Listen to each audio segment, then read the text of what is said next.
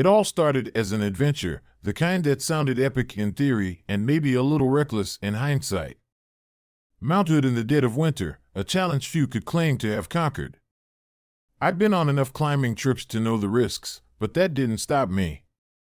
It didn't stop any of us. There were 5 of us in the group: me, Jake, Lisa, Marcus, and Haley. Jake was the one who suggested the trip, calling it a bonding experience and promising stories we could tell for years. Lisa and I were the cautious ones, double-checking gear and weather reports, but even we couldn't have predicted what was coming. The mountain had other plans for us. The ascent began early, just as the pale winter sun crept over the horizon. The snow crunched beneath our boots, and the air was crisp, biting at our exposed skin. The trail was treacherous but manageable, and the sight of the towering peak ahead filled me with a mix of awe and determination. We laughed, joked, and pressed on, the camaraderie keeping the cold at bay. By midday, the wind picked up, and the first whispers of snow began to fall. "Just a flurry," Jake said, pulling his scarf tighter around his face. "We'll be fine." But as the hours passed, the flurry turned into a full-blown storm. The wind howled, whipping snow into a blinding blur that erased the trail ahead. Visibility dropped to mere feet, and the temperature plummeted. Every step felt heavier, every breath sharper. The mountain was alive, and it didn't want us there. "Jake, we need to turn back," Lisa shouted over the wind. Her voice was tinged with panic, a rare crack in her usually calm demeanor. "We're close to the ridge," Jake yelled back, though his confidence wavered. "We can't stop now." But we didn't make it to the ridge. The storm consumed us, swallowing the world in a whiteout so thick I could barely see my own hands. The trail was gone, the markers buried under snow, and the biting cold seeped into my bones. Panic set in as the realization hit: we were lost. "Stick together," I called, my voice barely audible over the storm. "Don't lose sight of each other." We huddled close, moving slowly, blindly, through the snow. Time lost all meaning. My legs ached, my fingers were numb despite the thick gloves, and every breath felt like inhaling shards of ice. It wasn't just cold, it was the kind of cold that gnawed at your willpower, that whispered to you to lie down, close your eyes, and let it take you. That was when I saw it, a faint light flickering through the blizzard. "Over there," I shouted, pointing toward the glow. "I see something." The others turned, squinting through the swirling snow. The light was faint but steady, a beacon in the chaos. With no other options, we stumbled toward it, our movements clumsy and desperate.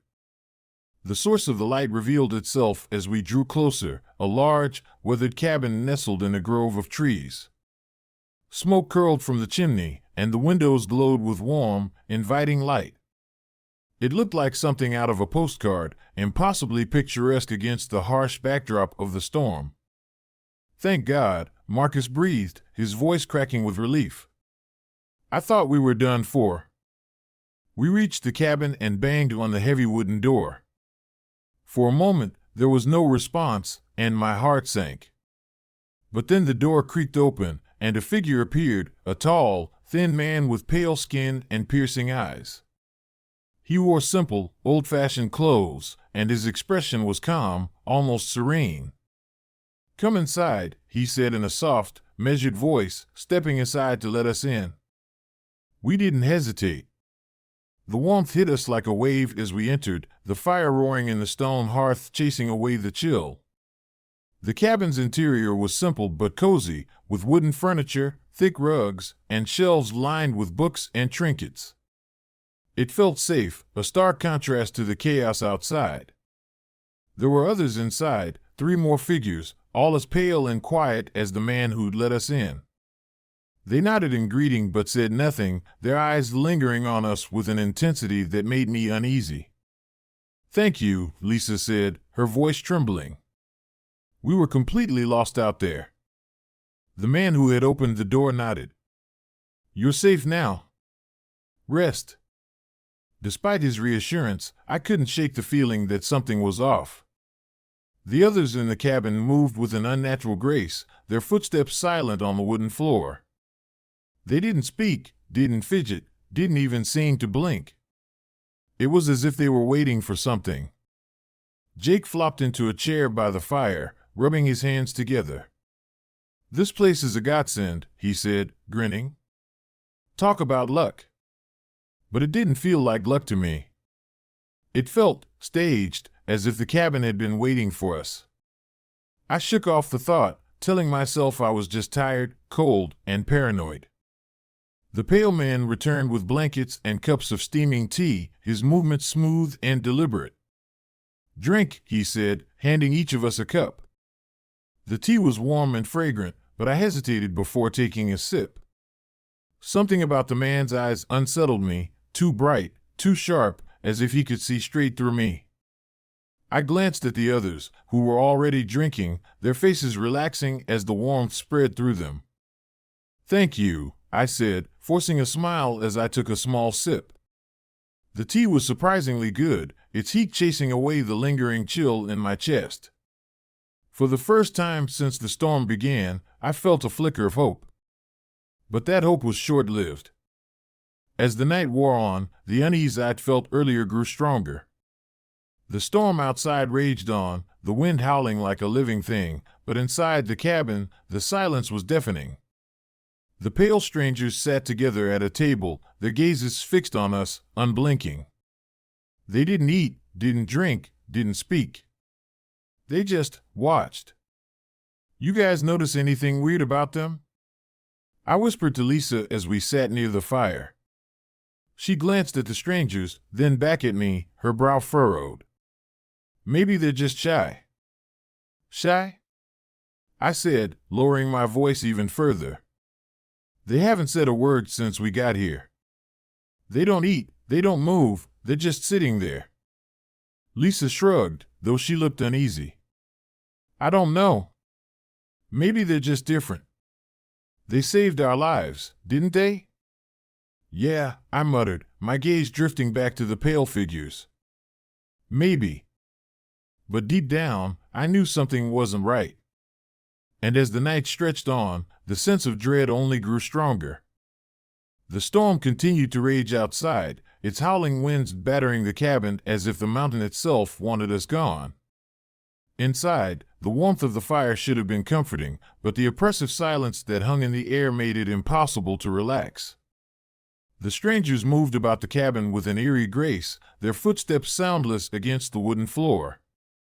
They didn't speak unless spoken to, and even then, their responses were clipped, mechanical, and devoid of any real emotion. I sat by the fire, my hands wrapped around a mug of lukewarm tea. The heat didn't seem to reach me. My mind kept circling back to the pale figures seated at the table, their blank faces turned toward us. They didn't blink or fidget, just sat there like statues, their eyes following our every movement. "Anyone else creeped out?" I whispered to Lisa, who sat beside me on the worn-out couch. She glanced at the group of strangers, her brow furrowing slightly. "They're quiet," she said, clearly trying to downplay her unease. "Maybe they're just not used to visitors." "Not used to visitors?" Jake chimed in, his voice low. He leaned forward, his elbows resting on his knees. "They live in the middle of nowhere during a winter storm, and they just happen to let us in? Feels too convenient." "They saved our lives," Marcus said sharply, glaring at Jake. "Show some gratitude. Not everyone's out to get you." Jake held up his hands defensively. "I'm just saying, something's off about them." Haley, who had been quiet up until now, spoke up. "Their clothes," she murmured, glancing at the strangers. "They're old. Like, really old. And did you notice? None of them are wet from the snow." That hit me like a punch to the gut. She was right. We'd been soaked to the bone when we stumbled in, but these people, there wasn't a drop of water on them. Their clothes, simple and outdated, were pristine, untouched by the storm outside. I looked down at the floor near the door. Snow from our boots had melted into small puddles, but there were no tracks from the strangers. Not even where they'd walked to give us blankets and tea. Okay, that's weird, I muttered. Really weird. Lisa frowned. Maybe they have some kind of drying system? I don't know. Let's not jump to conclusions. Jake snorted. Drying system? Seriously? These people don't even have a TV. The conversation died as one of the strangers, a tall woman with hollow cheeks and piercing eyes, stood and glided toward the fireplace. She knelt down, adding a log to the fire with movements so fluid it was almost unnatural. Her head turned slightly toward us, and for a moment I thought she was going to say something. But she didn't. She just stared into the flames, her expression blank. I cleared my throat, the sound breaking the heavy silence. Thank you for letting us stay, I said, forcing a polite smile. We really appreciate it. The woman turned her head toward me, her eyes locking onto mine. They were an icy blue, unnervingly sharp, and filled with something I couldn't quite place. You're safe here, she said softly, her voice monotone. Rest. Her words should have been comforting, but they sent a shiver down my spine. Before I could respond, she stood and returned to the table, resuming her place among the other strangers. That night, I couldn't sleep. The others had settled into makeshift sleeping arrangements, Marcus and Haley on the couch, Jake in an armchair, and Lisa wrapped in blankets on the floor near the fire. I lay on the floor with my own blanket, staring at the ceiling beams, listening to the storm outside.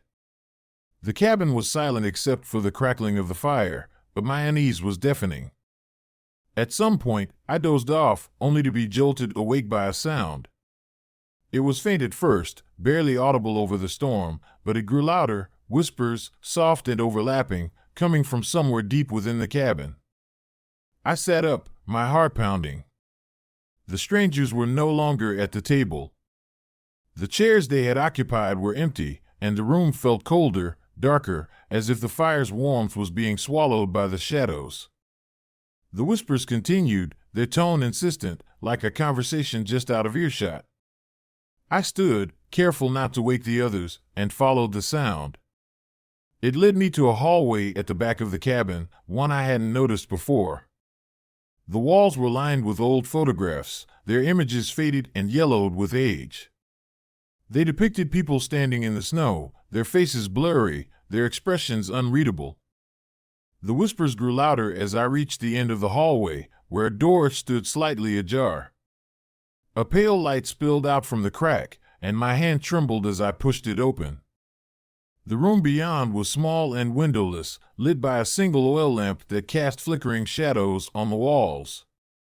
The strangers were there, standing in a circle. Their heads were bowed, their hands clasped in front of them, and their lips moved in silent prayer, or something like it. The air was thick, heavy with an energy I couldn't describe. I froze, my breath catching in my throat. One of the strangers, a man with sunken cheeks and gray hair, lifted his head, his hollow eyes meeting mine. The whispers stopped. "You shouldn't be here," he said, his voice low and devoid of emotion. Before I could respond, the others turned toward me in perfect unison. Their gazes bored into me, and for a moment, I couldn't move. My legs felt rooted to the floor, my chest tight with fear. I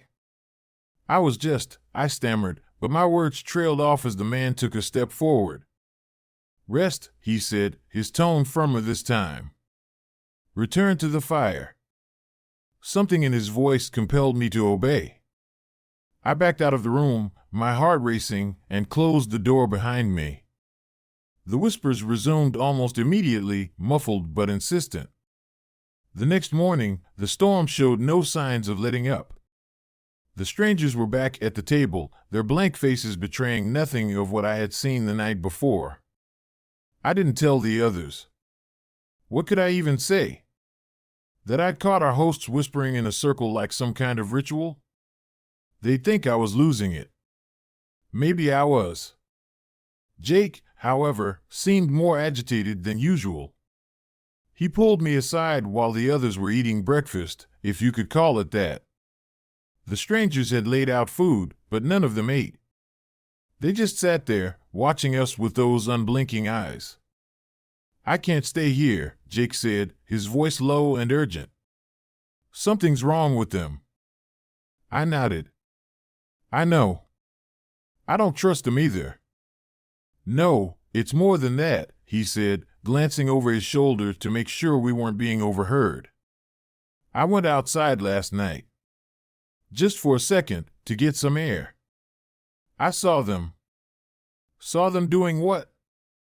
They were standing in the woods, he said, his voice barely above a whisper. All of them. Just standing there in a circle, like they were.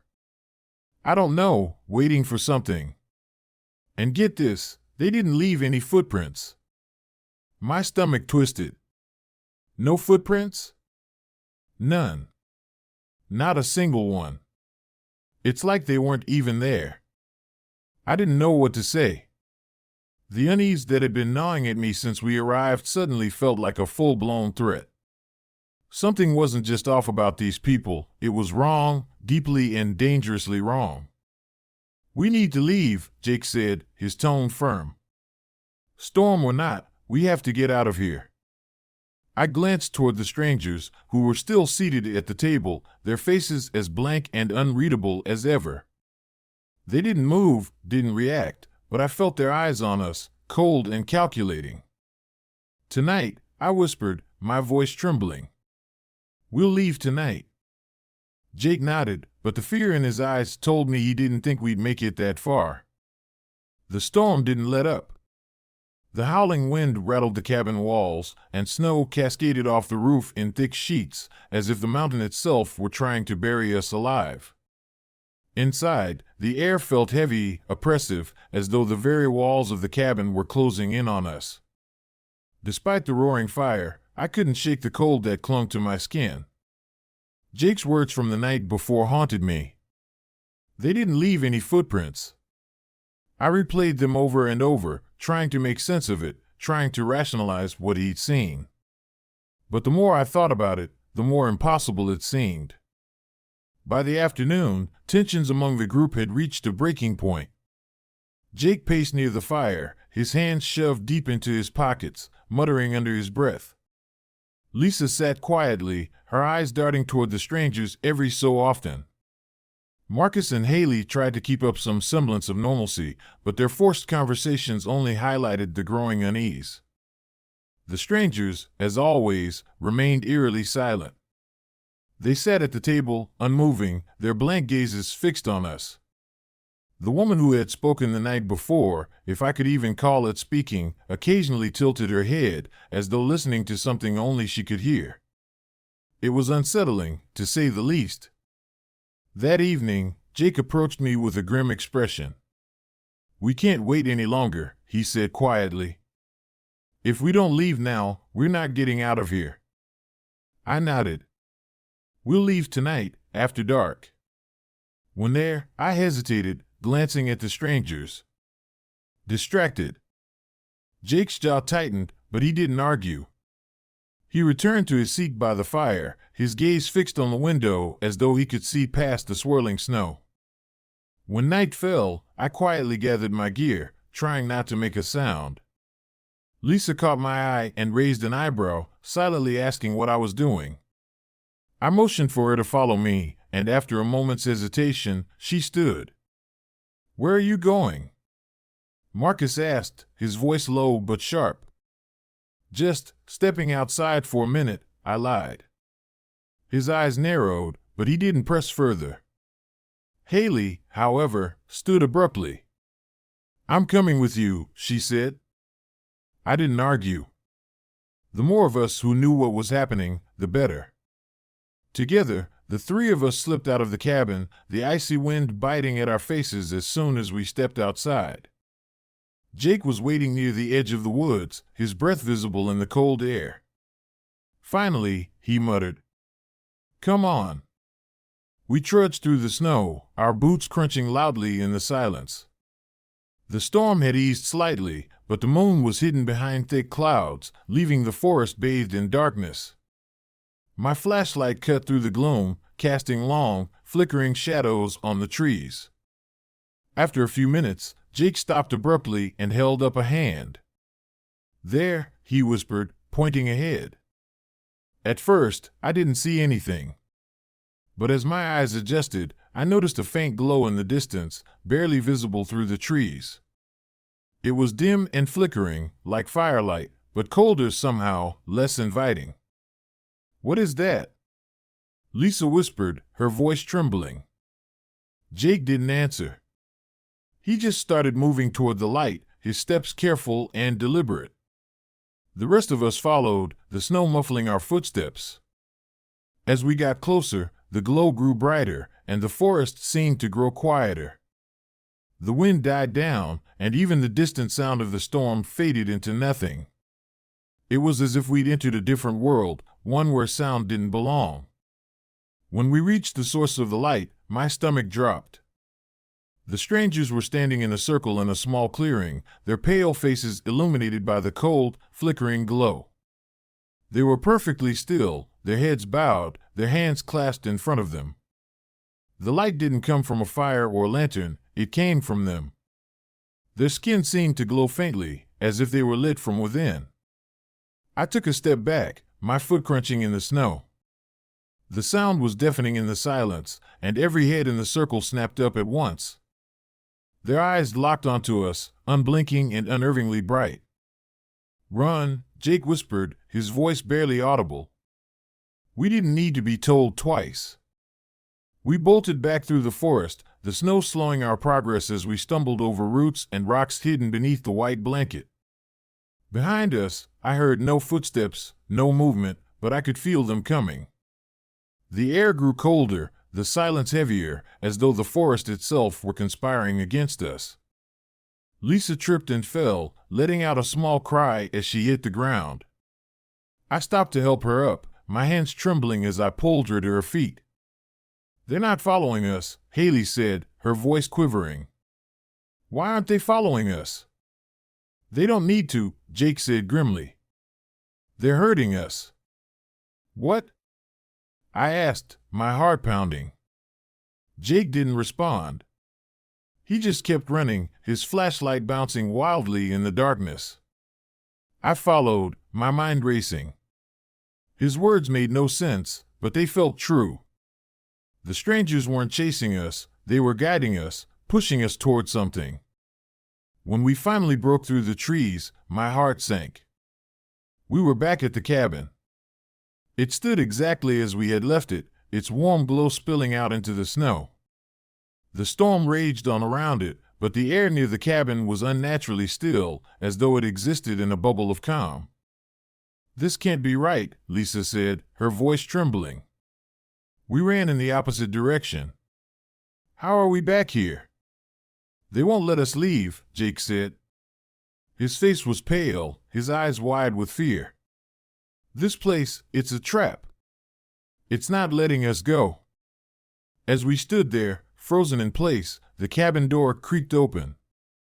The pale man who had led us in the first night stood in the doorway, his expression calm and unchanging. "Come inside," he said. "You'll freeze out here." His words were simple, but they sent a chill down my spine.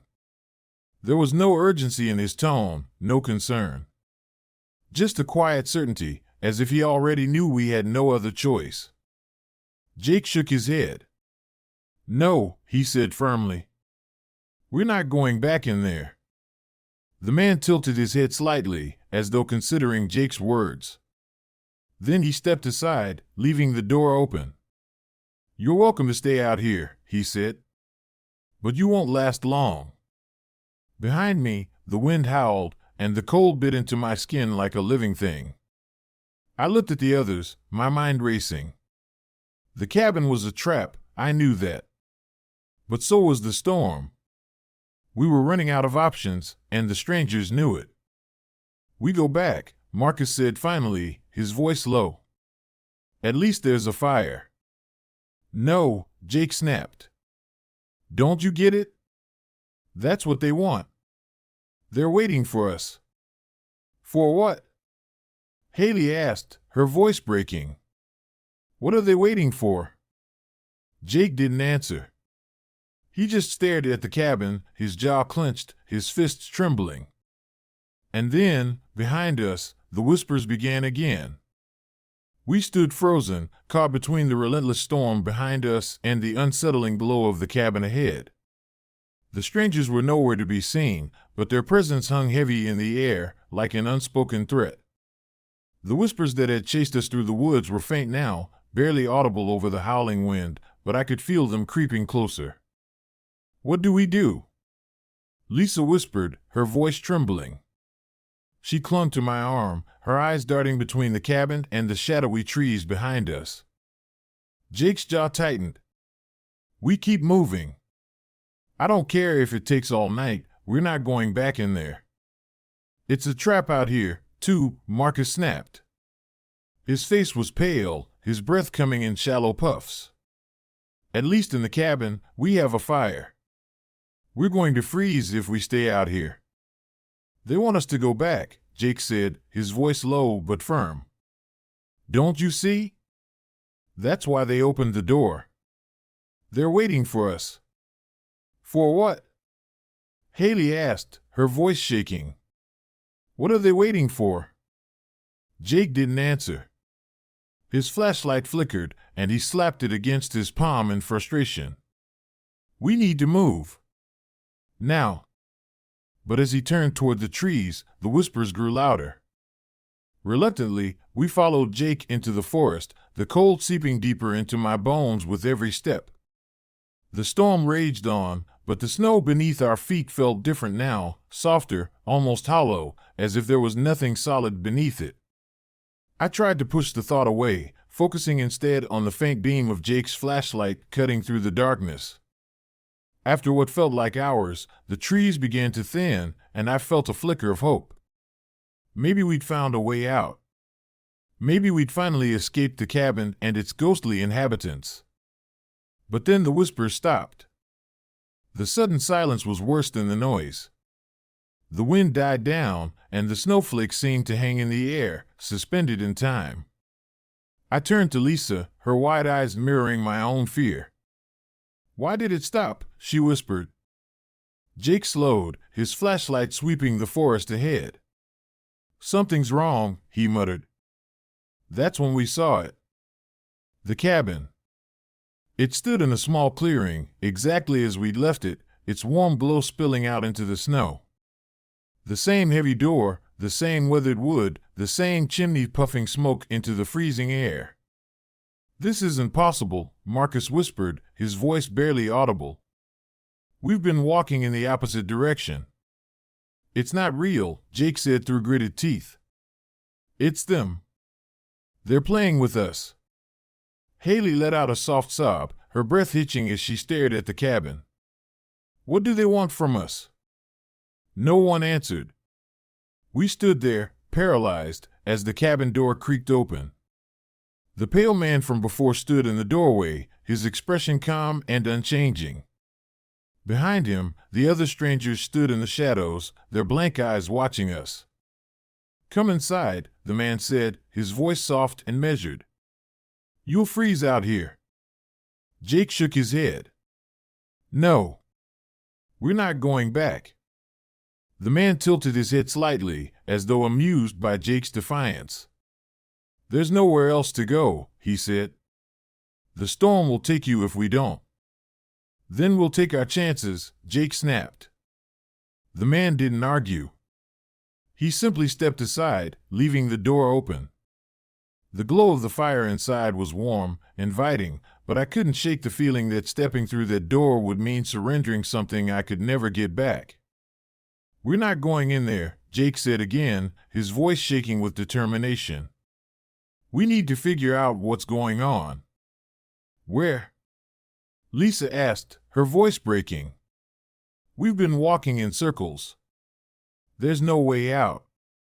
Maybe there is, I said suddenly, the thought striking me like a lightning bolt. The basement. Jake frowned. What? The locked door, I said, glancing at the cabin. The one in the hallway. I heard something down there last night, whispers, scratching. Maybe that's where they're keeping the answers. Or whatever it is they don't want us to see.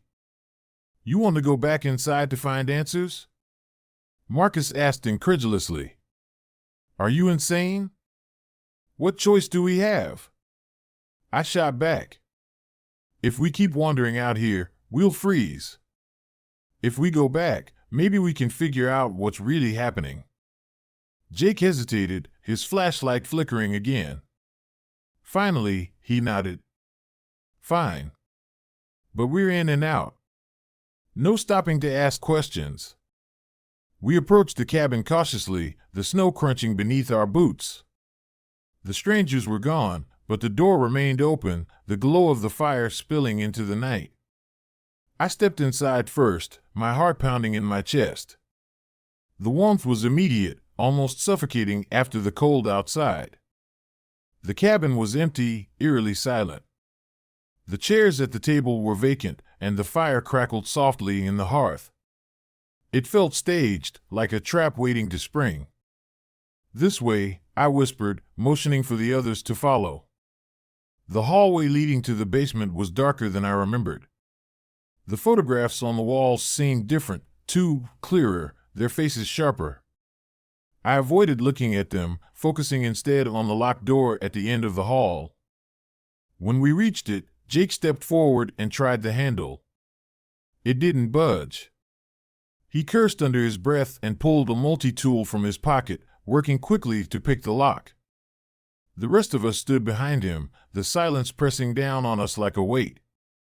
Finally, the lock clicked, and the door creaked open.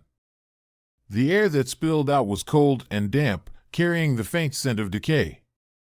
A narrow staircase led down into the darkness, and I felt a wave of nausea as I peered into the void. Let's make this quick, Jake said, his voice tight. He flicked on his flashlight and started down the stairs. We followed in tense silence, the wooden steps creaking beneath our weight. The air grew colder the deeper we went, and the smell grew stronger, rotting wood, damp earth, and something metallic, like rust or blood. At the bottom of the stairs was a cavernous room carved into the earth. The walls were rough stone, and the floor was covered in frost. In the center of the room stood a large, circular pit, its edges lined with jagged rocks. What the hell is this? Lisa whispered, her voice trembling. Jake shone his flashlight around the room, and that's when we saw them, the bodies. They were arranged in a circle around the pit, their faces frozen in expressions of terror. Their clothes were old, tattered, and covered in frost, but I recognized some of them immediately. Climbers. Their gear was scattered around the room, ice axes, ropes, backpacks, all dusted with snow and ice. Among the remains, I spotted something that made my blood run cold, a bright red scarf, the same one Haley had been wearing earlier. Where's Haley? I asked, my voice rising in panic. Lisa turned, her eyes wide.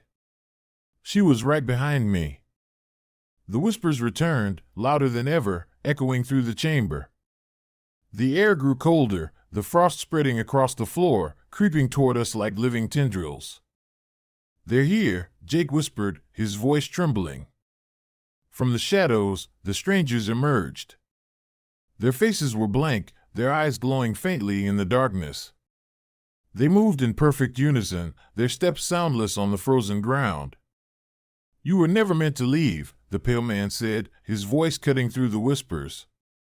You belong to the mountain now. And then the lights went out. The darkness in the basement was absolute, swallowing every trace of light as if it had never existed. My breathing came in sharp, shallow gasps, each exhale forming small clouds in the freezing air. Somewhere nearby, I heard Lisa whisper my name, her voice trembling, almost drowned out by the growing cacophony of whispers. They were everywhere, overlapping and relentless, surrounding us like the walls themselves were alive and taunting. The flashlight in Jake's hand flickered weakly, its beam cutting through the darkness in brief, trembling flashes. When it finally stabilized, what it revealed froze me in place. The strangers stood in a semicircle at the edge of the room, their pale faces illuminated by the faint, flickering light.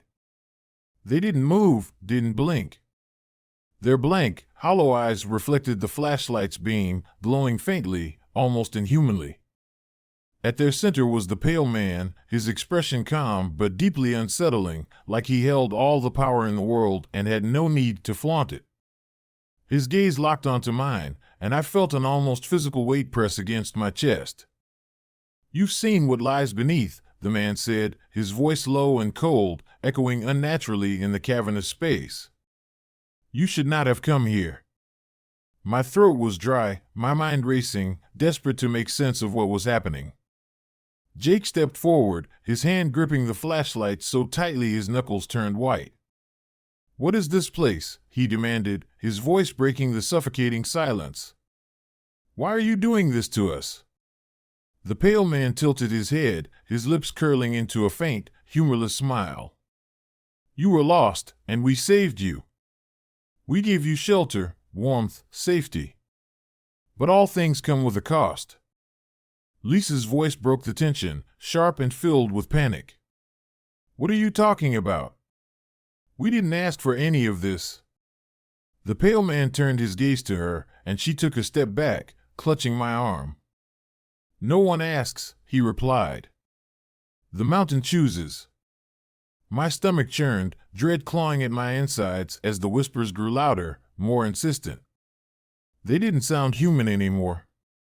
They were guttural and distorted, rising and falling in a rhythm that felt both chaotic and deliberate, like some ancient, forgotten language.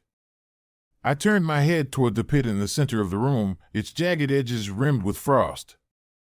Something about it drew my attention, though every instinct screamed at me to look away. The frost was spreading, creeping outward in slow, deliberate tendrils, as if it were alive and hungry. Jake moved closer to the pit, his flashlight trembling as he aimed it downward. The beam illuminated the darkness below, revealing what lay within. Bodies.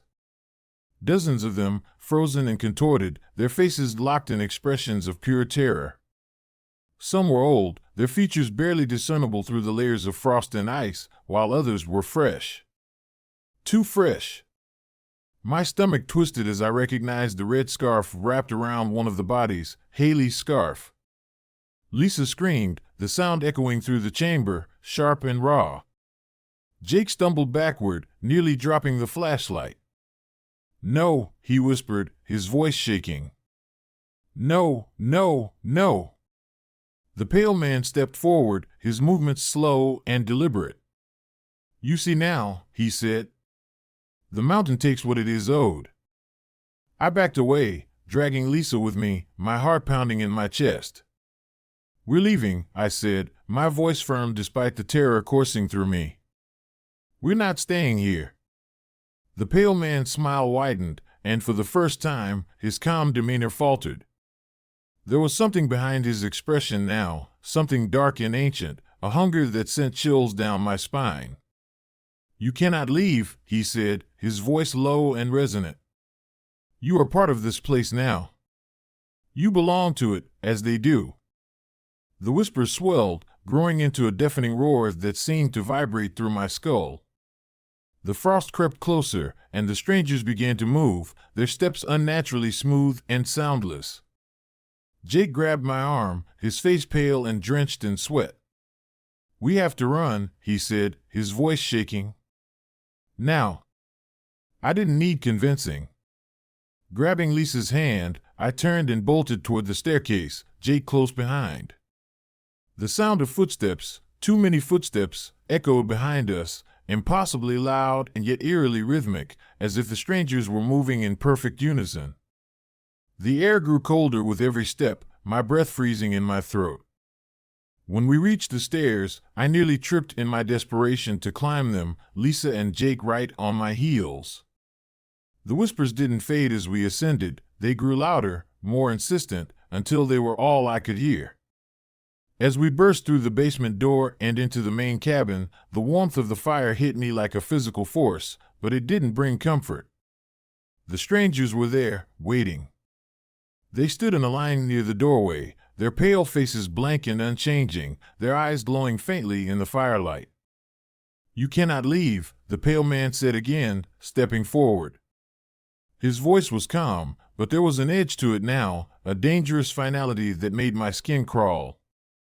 Jake raised his flashlight, his hand trembling. "Get out of our way," he shouted, his voice cracking. The pale man didn't move. "The mountain has claimed you," he said. "There is nowhere else to go." Jake lunged forward, swinging the flashlight like a weapon. The pale man didn't flinch. His hand shot out with unnatural speed, grabbing Jake by the wrist. The flashlight fell to the floor with a clatter, and Jake let out a strangled cry as frost began to spread across his skin, crawling up his arm like living veins of ice. Lisa screamed, pulling me toward the door, but the strangers blocked our path, their blank faces unyielding. Desperation overtook me. I grabbed a fire poker from the hearth and swung it at the nearest stranger, the metal connecting with a sickening thud. The figure crumpled, but no sound escaped its lips.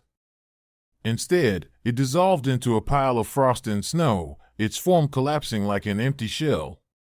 Lisa and I exchanged a brief, horrified glance before I swung again, clearing a path toward the door. We burst outside into the storm, the freezing wind cutting through us like knives. Behind us, the whispers followed, growing louder, more chaotic. The snow beneath our feet felt unstable, shifting and cracking as though it were ready to swallow us whole. I didn't look back. I couldn't. All that mattered was getting away from that place, from those things. But the mountain wasn't finished with us. As we ran, the ground gave way beneath us, and I felt myself falling, tumbling into darkness. The last thing I heard before everything went black was the sound of Lisa screaming my name. When I woke, the storm was gone. The sky above was clear, the stars shining cold and indifferent. I was lying in the snow near the edge of the forest, the cabin nowhere in sight. Lisa was gone, her footprints vanishing into the untouched snow. I was alone. The whispers were faint now, distant but ever-present, a reminder that the mountain had not forgotten me. As I stumbled back toward civilization, I knew the truth. I had escaped, but I had not been saved. The mountain's claim on me was eternal, its whispers a constant shadow in my mind. I would carry its cold, relentless presence with me forever.